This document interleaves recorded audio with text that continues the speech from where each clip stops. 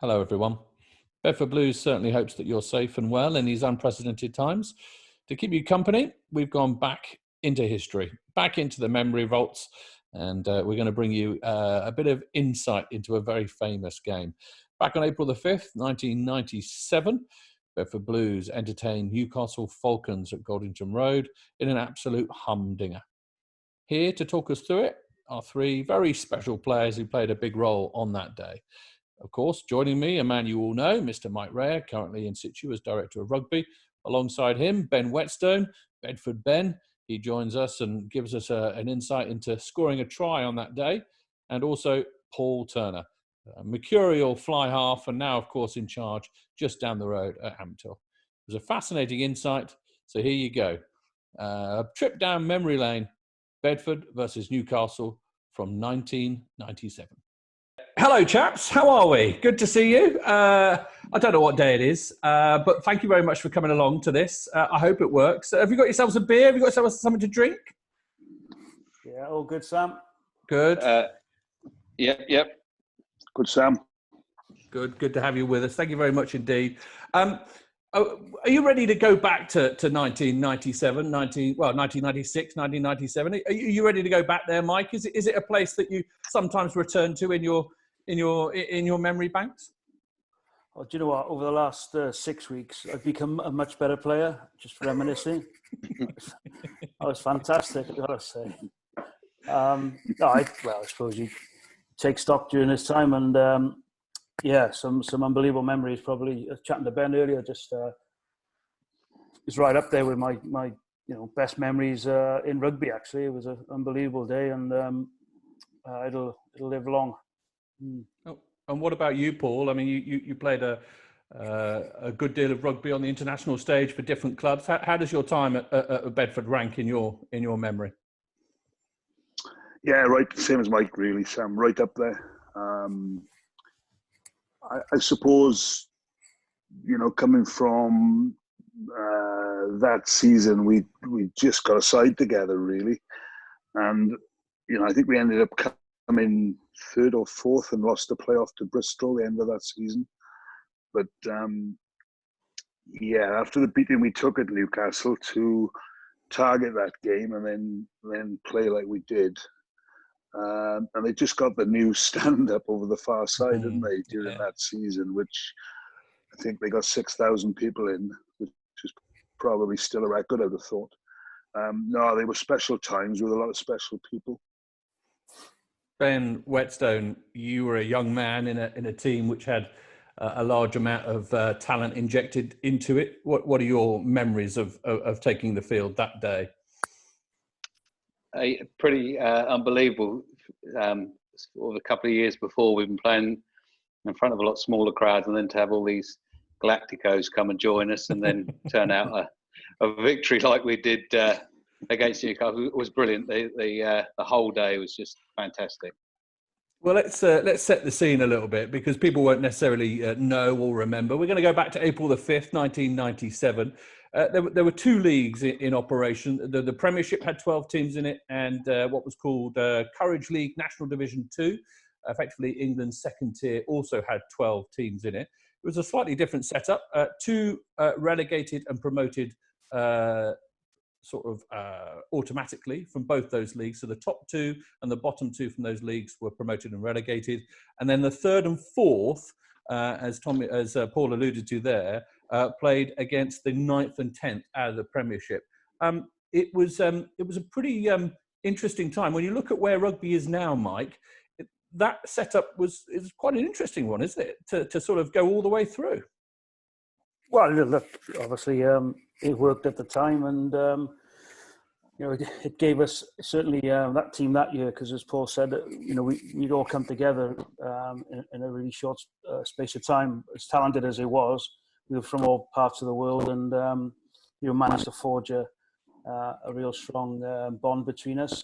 And the actual playoffs that season gave us a bit of a lifeline, because Richmond and Newcastle had spent considerably more sums on getting their squads together, and we had some stardust. They had a lot more than what we did, really. But we were really competitive, and as you say, it's I think we'd all go back to playoffs, to be honest. If we had our way at this moment in time, they always suited us as a club, and obviously back in '97, we had 2 tough games against Bristol at the end of that season, which we didn't come out the right side of, but it was great to play in front of big crowds.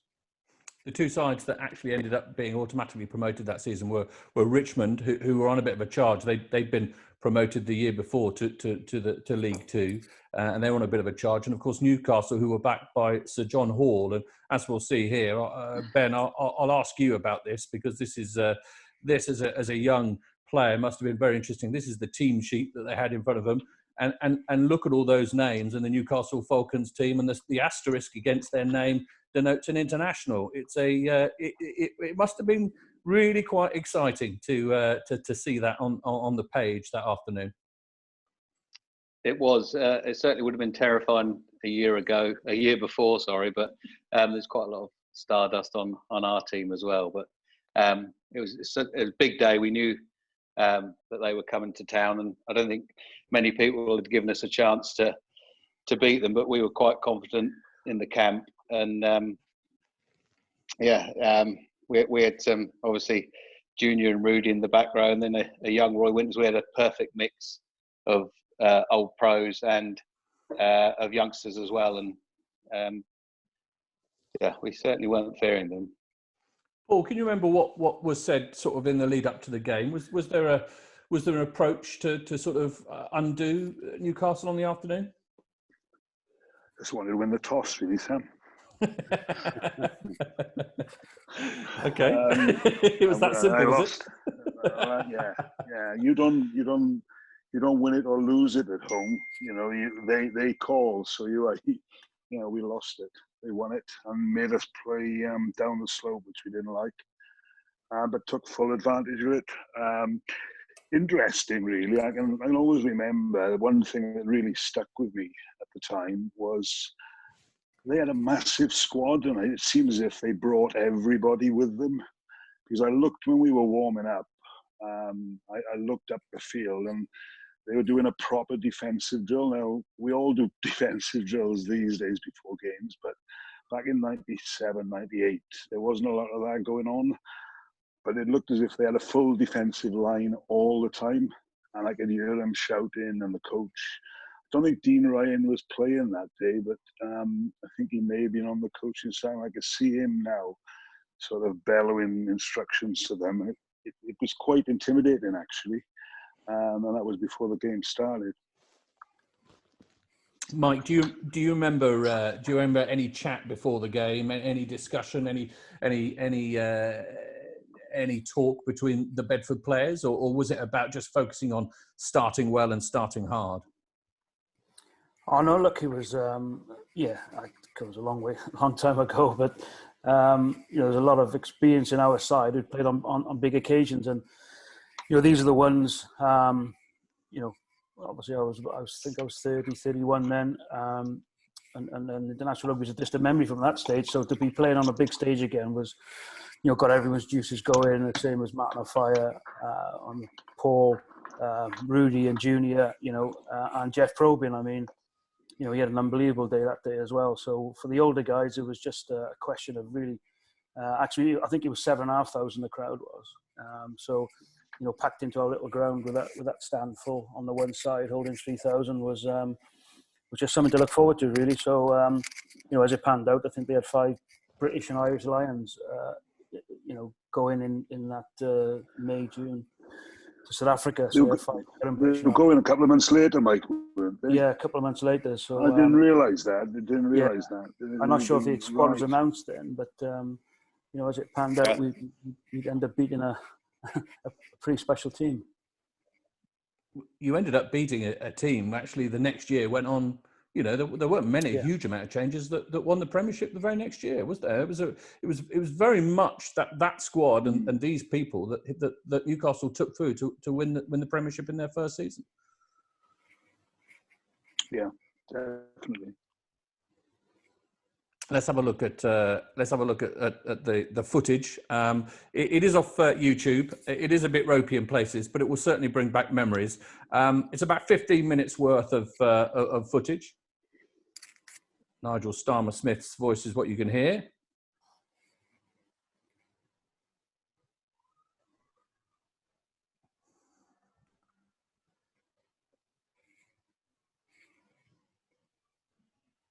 I'm going to stop the tape there. Do you remember this moment, Mike?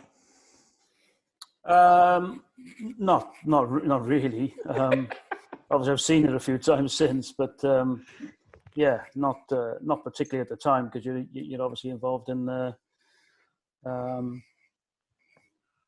moment, really. But yeah, I couldn't have him go around me, so I had to make a bit of an effort. He wouldn't have got it.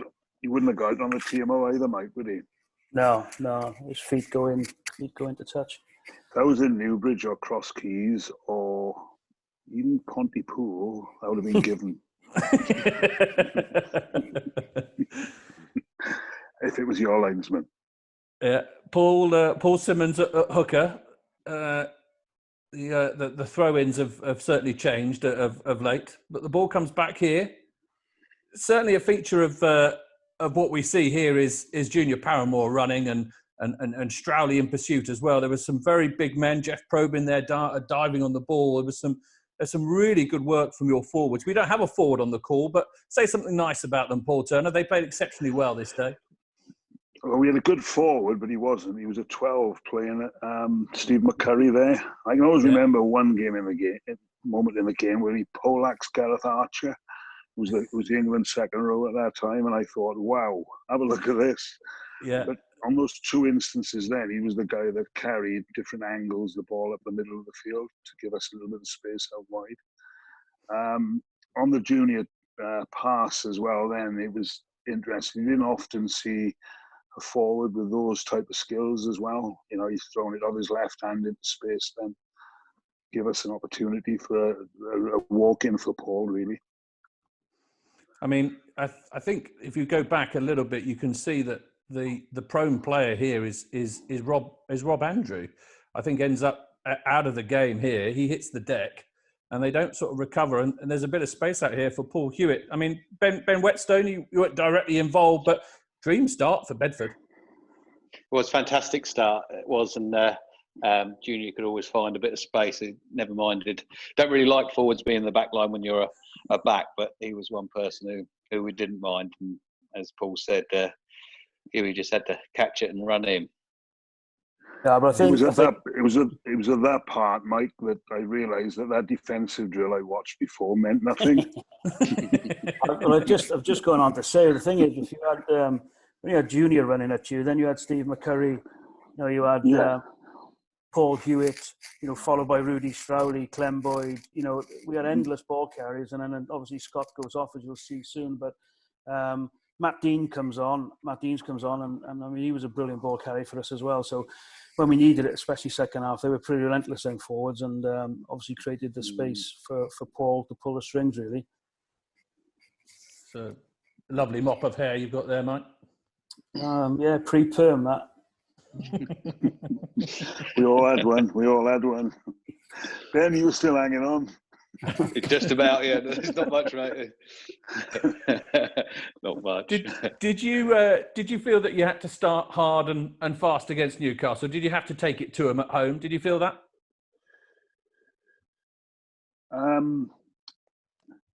There's a new saying coming into our game at the moment, calling you score quickly. And I can't quite work it out. But it's usually on these new pitches that everyone's... and by scoring quickly, you score 7 points as well, which Mike was always kicking the conversion. Always makes a difference, being 21-0 up rather than 15. It always makes a difference when you're putting over those conversions as well. So we did score quickly, and I think, as you probably see now, we got into a good lead. But we were always wary that this is a good side we're playing against. So, Yeah, it's we sort of got it. You probably see there now where we get at the scrum half quite a lot, where we didn't when we went to Newcastle early on the season. He ran the show. Gary Armstrong was a fine player, but we got at him on the day. Whetstone finding a fire outside him. It must have been quite good fun to find someone with the calibre of Martin O'Fire outside you on the wing, Ben. It was probably the boys remember as well the first training session, because he was a little bit late joining us because he had a toe injury. But his first training session, we were doing a team run, and the ball got spun out wide, and he just took off, and there's just everyone just sort of stood with their mouths and wow, he's pretty special. But I mean, that again was Junior with a big hit that Gary Armstrong that created a turnover, and then because of that physicality, we've created a bit of space out wide. Whetstone, what right-hand pass? Unbelievable. Unbelievable. A pass, unbelievable.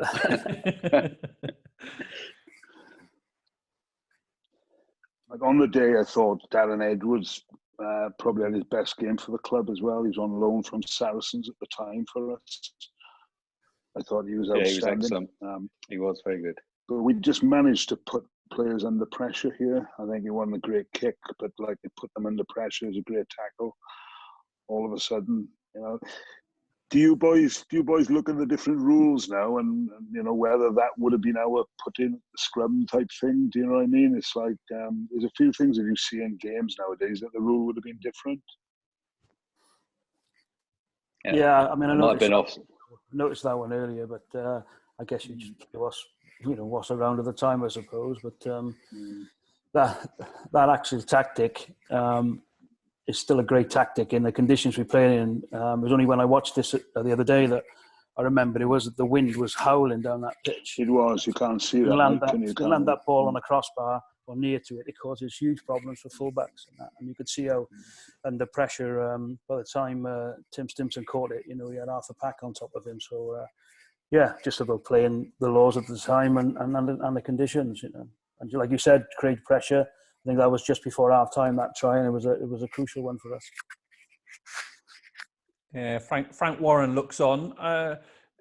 Talk a little bit about what he brought to the game, because to a certain extent, many people looking at Bedford associate Frank Warren with what happened subsequent to his departure, which is a little bit unfair. But did you have much to do with the playing side? Did he come and talk to you, Paul? Did he come and interact with you at all, Frank Warren?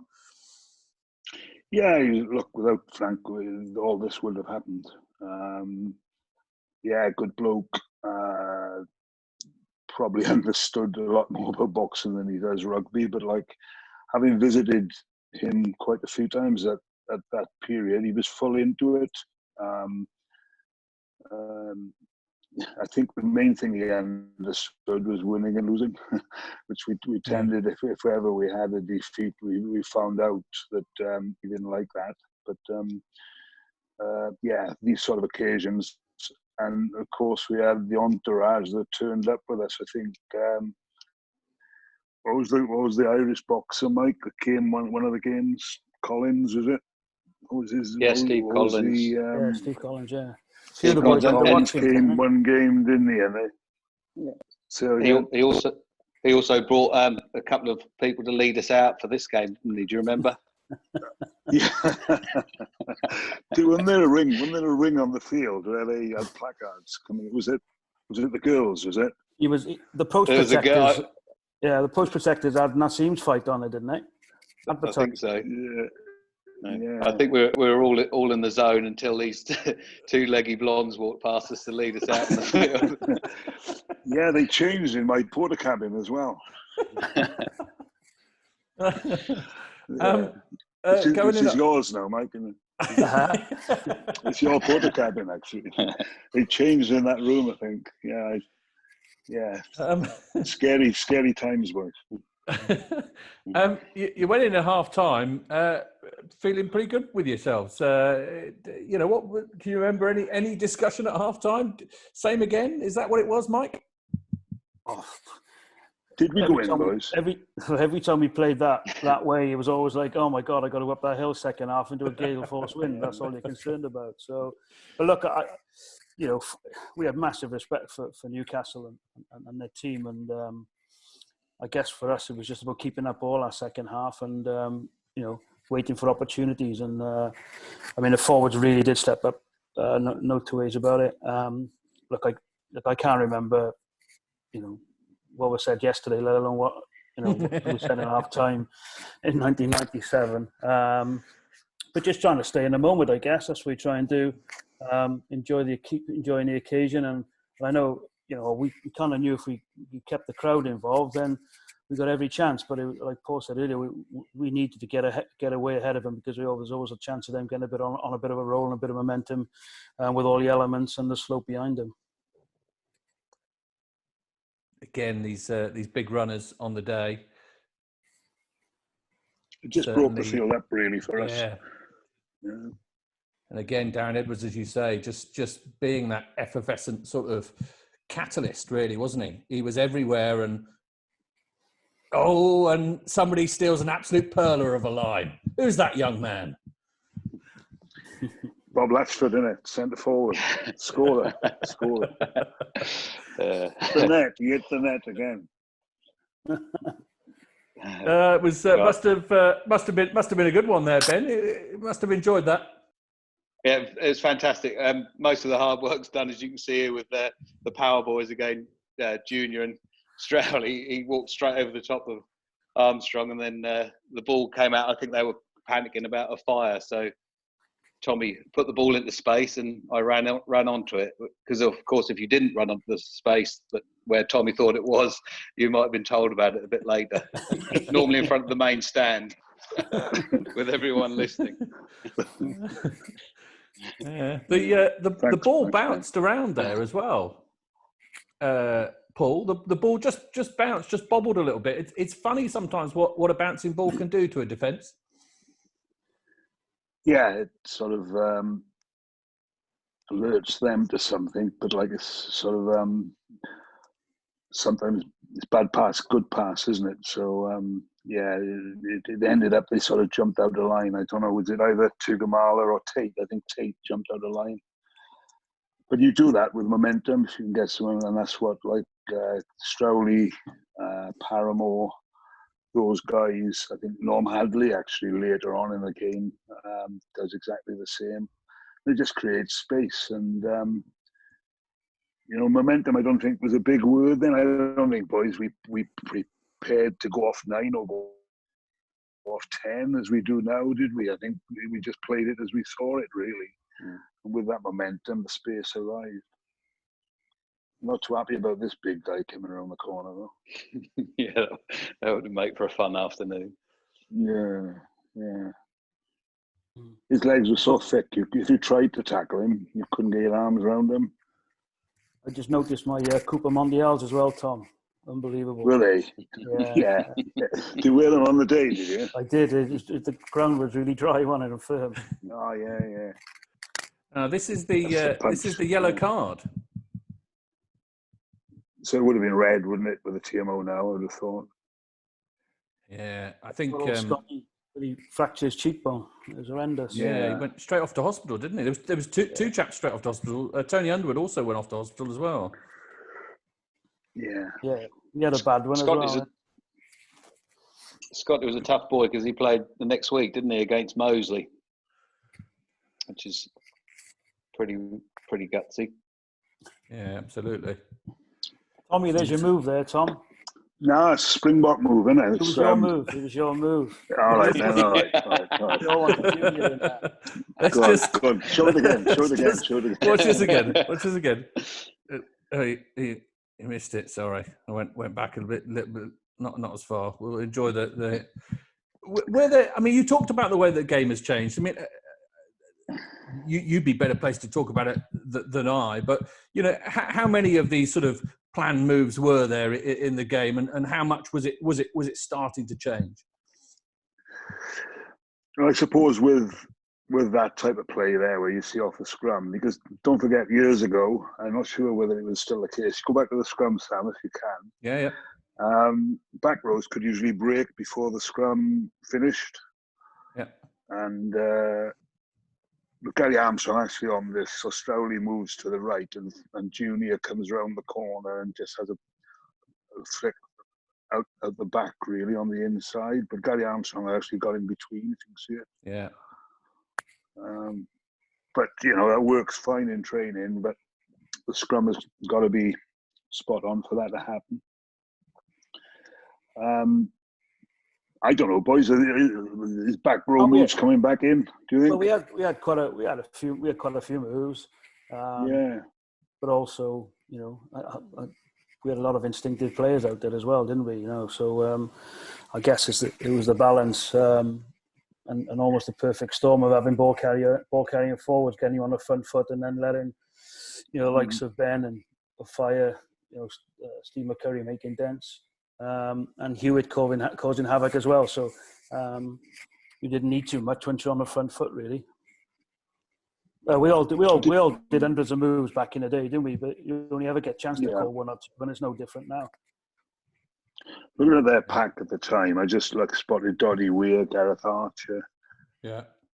Richard Arnold on the open side. He was a fine player, he was. You know, he kept him quiet on the day. Yeah.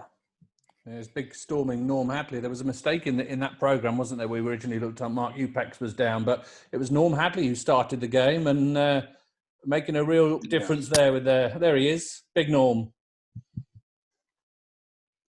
I suppose looking back at it as well, because the wind was so strong on the day, like we looked as if we were quite negative with our play there, but it was all sort of pick and go. We didn't go into any sort of channel that was dangerous for us at the time. What did that take us? I think that took us into something like 29-9, did it? Yeah, 29-6 maybe even, yeah. 29-6, yeah. Oh, Jeff Probyn working hard there. Yeah, big Norm was a great character with us, really. Sadly missed, but he added a huge amount off the pitch as much as he did on it. He was a big presence, and you know, big shirt and big shorts to fill. But he also did a great job off the pitch as well. He was a great bloke. Yeah, good character. And I was, you know, again during that era and the following season, as I said, we were all from different parts of the world, but you know, come training and come Saturdays, we're a real tight knit bunch, and that obviously held us in good stead, particularly against, you know, the real good sides like Newcastle and all the top sides we played against during them couple of years. Go back over a couple of little things there. I just want to pose a few questions here, Sam, before I miss the tackle on Tigamala. Have a look at this though, Mike. You have a look at where we get to, and it's 1997, and probably go on to say 2017, 20 years later. We get to these positions, which you are regular with your team now. There, for instance, go back one phase from that. Against the wind now. Stop it there. Sorry. That's right. I'll skip. Sorry, got back too far. So we're back right. We're deep middle there, for instance. Okay. I suppose it's what you did in the day was just keep on playing. But what would have happened normally now is we'll settle it down and we'll box kick from there, wouldn't we? And put under pressure. Yeah. That's where the game has changed a little bit. Kick contestable. But that's what we do now, wouldn't it? Everything is started. Don't you saw that, Sam? He was a rather large unit, moving very quickly. My sympathies are with you, Paul, I have to say. It's just drift all the time, in a drift. It was a bit of a sniff, and there was still quite a bit of game to play here. There was still quite a bit of minutes left in the match, and they must have thought, you know, with the firepower they had, they must have thought, well, this is definitely on. You can see from almost Alan Tate's reaction there, he wants to get back and he wants to get playing again.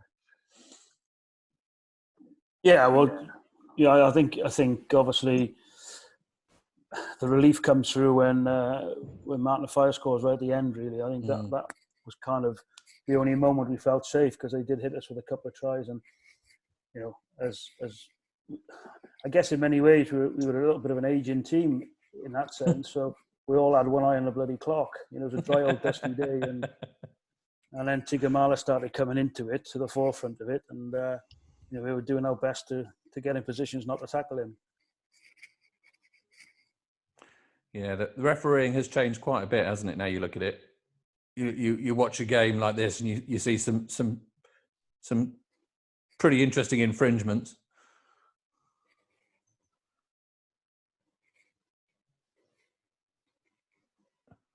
They did well.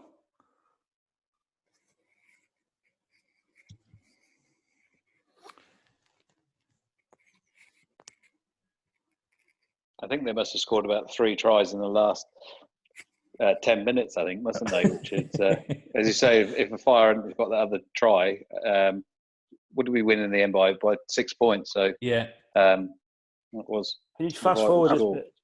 After this try. Yeah. Well, he does two of you there. He does 2 of you there. He does Raya and then he does Turner. I don't know what's happened to Pat Lam, where he is now, but you know. He's done some damage to Wales as well over the years. Don't worry about it. That'd have been TMO. That would have. I've had a bad throat ever since. He does definitely That was the bring instant, his wasn't it? arm up. Yeah.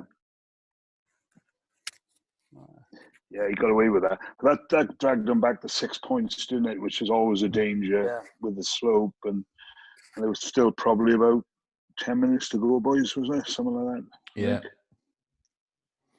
Yeah, a bit of certainly a bit of fight in you, a bit of belief in you, and you know, going, as you say, into the wind. You had to, you knew you had to kind of get over the line and take it up in the hand. You can see that you there, Paul, taking it into contact there. Tommy trucks it up. It was the wind runner. It was a wind factor. Couldn't kick it. And we just kept it. This is as near to up the jumper as you can imagine, really. What was you mentioned him there, but Steve McCurry making he was a hell of a unit, wasn't he, to have inside you, Ben? Yeah. Good quote, Sam. He's no, he was it was fantastic. I was fortunate. There was him, Petchy, and then Murdoch, who always when they were at 12, there was just always space created because it would normally take a couple of people to tackle them. So it was good recruitment, boys. It was good recruitment at the time. It was. Where were we? Was it in Wakefield when he scored from 5 metres off 2 tap penalties? No, Rotherham. Oh, they just didn't want to tackle him. They just didn't want to tackle him, did they? Yeah. He wasn't a centre, really, was he? He was a forward, really. Dummy half.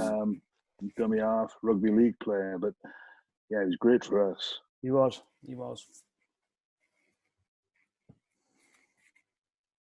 Yeah, a lot of comments made about, you know, just the reaction from a Fire here.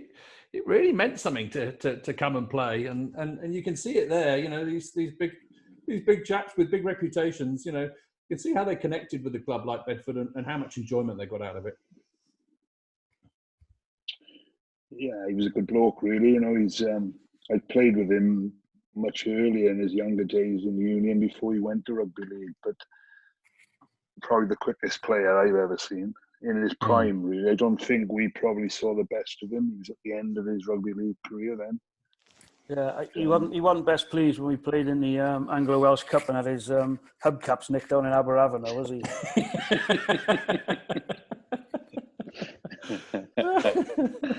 It's Port Talbot, though, Mike. That's Port Talbot. Oh, it is. Yeah, it was Port Talbot. Yeah. No, he was again big match player on a big occasion, and you know, when you again looking at the footage, you know, Jeff Probyn probably his best game for us there at 41 for us, not for him personally, obviously, but for us.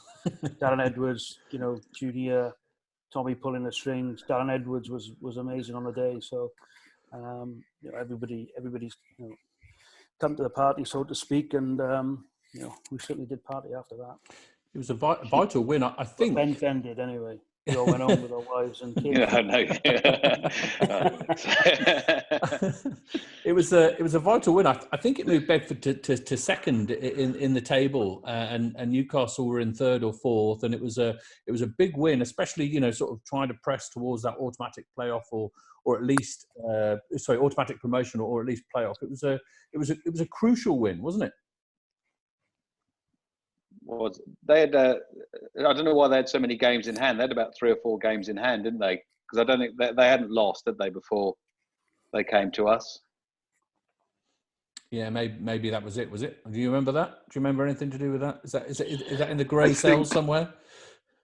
I think they got beat in Richmond first or second game of the season, Ben. But like you were right, after that they hadn't been beaten. I'm looking at the score. I got this here, boys. Oh, the big red book. Late father's scrapbook.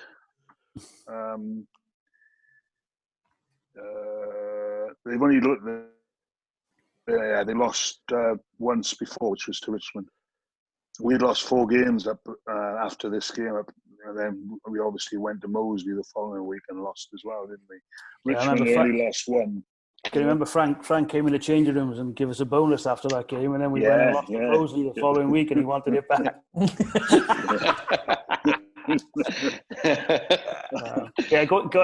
Just going back to Frank, he was. I know it ended all a bit, not so great acrimoniously, I guess. But as Paul said, if it wasn't for him, we wouldn't be where we are now, really, because. He certainly put Bedford back on the map at that stage. I know the lads had won promotion the year before, but certainly, with his input, we had a brilliant squad put together that year and the following year, and I think that I know even though the rougher times were ahead, and we all know the well-documented story of that. I wouldn't be here now for sure if I had to come to Bedford during that time. So he's got he should be held in a little bit better respect than perhaps some people think. They were great times, yeah, they were. They were. Actually, you look back at it, and I suppose us, we just weren't allowed after it all happened with the Frank Don King episode. We weren't allowed to develop what we got into the Premiership the following year as well. We weren't allowed to develop that any further. And you have to look at the other sides as well. Richmond had their same problems as well. And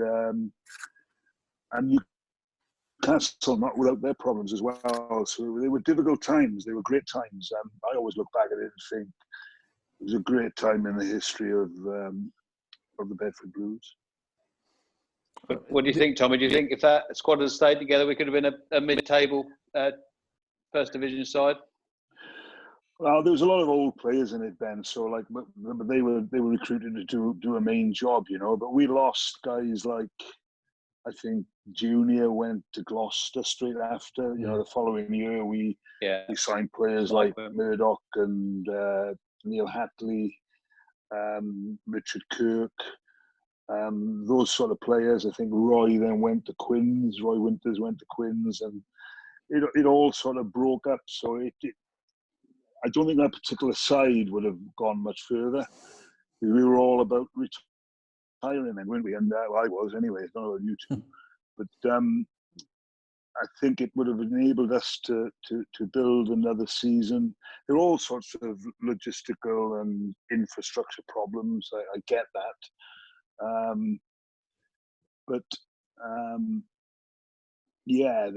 think who knows really? Because something special could have happened.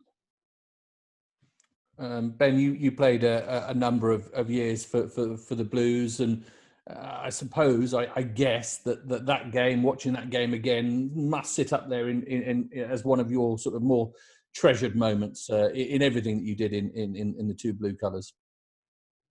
Yes, definitely. That was just a fantastic day from start to finish. It was one that I'll never forget, and obviously still see Paul Simmons a lot, and we sometimes have a little chat about it. And it's yeah, just a special day that we'll never forget.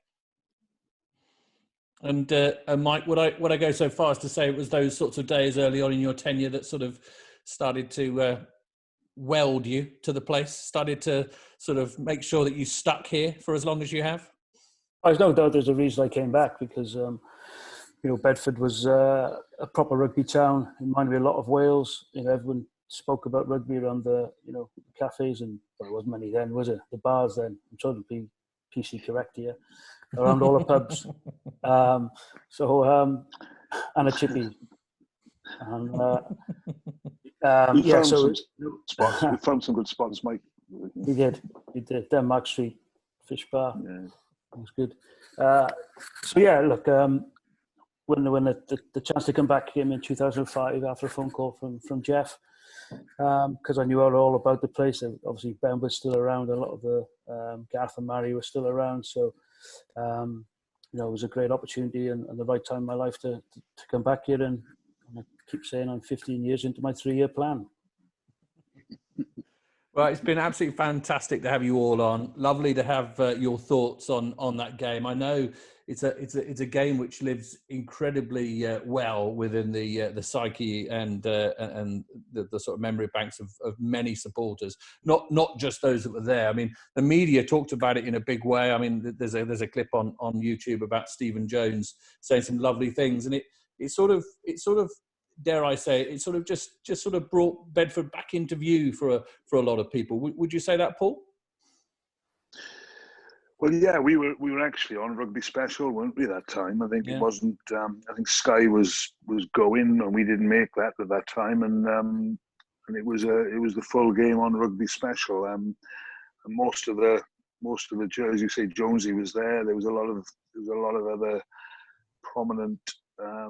They could all see something waiting to happen. Newcastle were obviously a bit box office at that time, but Bedford, along with Newcastle and Richmond, were box office at that particular time. Albeit, I think everybody was apprehensive really about what could happen. So yeah, they were, as I said earlier, they were great times. Just a pity we couldn't really follow it up. Well, as I say, it's been absolutely wonderful. So thank you very much indeed. My thanks for this special trip down memory lane to Mike Rare. Thank you very much, Mike. Pleasure, Sam. Thank you very much, Ben. Always good to see you scoring tries in blue. And thank you very much, Mr. Paul Turner. It's a shame. I was going to mention the fact that nobody beats Bedford 4 times in a season, Paul, and it still hasn't been done. Yeah, I know. I only say that for Mike. No, good, Sam. Good, thank you. Yeah, fantastic. Thank you very much, chaps. Good night. See ya. Cheers, Sam. Bye. Good night. Thank you, boys. Thank you very much indeed. That's brilliant.